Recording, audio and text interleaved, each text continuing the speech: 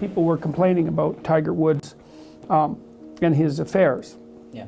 And also about Arnold Schwarzenegger and his affairs. And one of the things that Louis C.K. pointed out, quite in a very comical manner, was that, well, many men aren't having the affairs of Tiger Woods.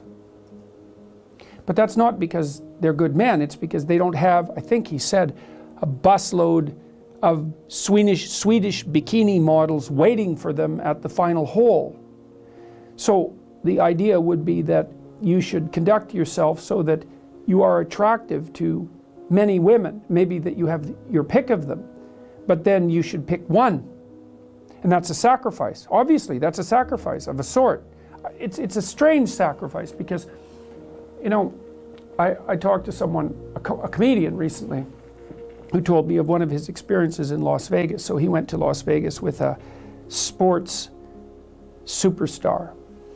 And they went to a party, and what literally happened at the party was one woman brought forward a small group of other women, all very attractive, and basically told the sports legend that he could just pick one of them and she would go home with him, right? And so that had all been arranged beforehand, and he said that he's been in many situations where something like that has happened. And I thought, well, you know, that sort of is appealing to the Hugh Hefner playboy 14-year-old fantasy that sort of gripped our culture from the 1960s onward. But imagine that you sleep casually with 100 women in a 6-month period, or a 3-month period for that matter, or a 3-week period. I don't care, pick your time frame. And you say, well, what, and you're ecstatic with yourself because you've been validated by this opportunity. And I'm not making light of that. It's not nothing to be attractive to women like that. It's really something to be attractive to women like that. But it isn't obvious to me that your choice to conduct yourself in that manner enriches your life and the life of other people more in any way than picking one person and actually having a relationship with them. It's only true that that promiscuous pathway, let's say, is better if you can actually divorce sexuality from all the other elements of life. You say, well, it's about variety and it's about impulsive pleasure. Or maybe it could be even slightly deeper than merely impulsive pleasure. It could be shared impulsive pleasure. But I don't think you can do that because sexuality isn't divorceable from family and from morality and from all the other elements of your life. And if you're mature, you know that. And so you make a decision. You make a decision not to capitalize on your opportunity, not to misuse your opportunities.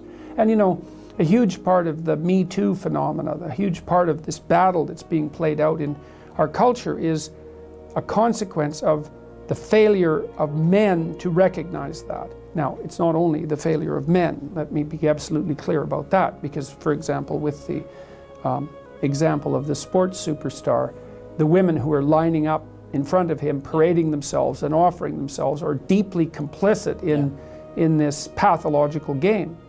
And so it's pretty clear anthropologically as well that, you know, sexual choice tends towards a Pareto distribution, especially for men. So most men have very little selection at their disposal, and a small number of men have excess opportunities. The question is, what should that small number of men do? And you might say, capitalize on it and to hell with the consequences. And like, it's a powerful argument, but I do believe it's wrong. It destabilizes the society.